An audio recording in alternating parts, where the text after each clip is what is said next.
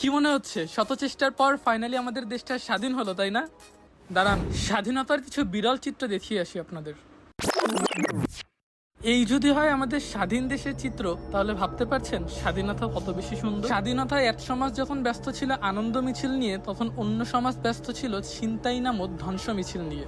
জাতি হিসেবে ভাবলেও খুব আশ্চর্য লাগবে, এই আনন্দের সময় সবাই যখন হাসছে, তখন কিছু মানুষ অন্য মানুষের ব্যবসা প্রতিষ্ঠান নষ্ট করে তার মুখের হাসিটা কিভাবে ছিনিয়ে নিচ্ছে। ভিডিওটা দেখলে মনে হচ্ছে না মেলায় ঘুরতে এসে সুন্দর শপিং করে আস্তে আস্তে হেঁটে হেঁটে বাসায় চলে যাচ্ছে তারা? কিন্তু বাস্তব চিত্রটা কিন্তু একদমই ভিন্ন। এই সব কিছুই হচ্ছে লুটপাটের জিনিস। আনন্দ মিছিলে যখন একদল আনন্দ করতে ব্যস্ত, তখন মানবরূপী অন্য আরেকটা সমাজ লুটপাট নামের এই ধ্বংস খেলায় ব্যস্ত ছিল, মানুষের ব্যবসা প্রতিষ্ঠান নষ্ট করে তাদের ব্যবসা প্রতিষ্ঠানের সব মালামাল হাতিয়ে নেওয়ার জন্য।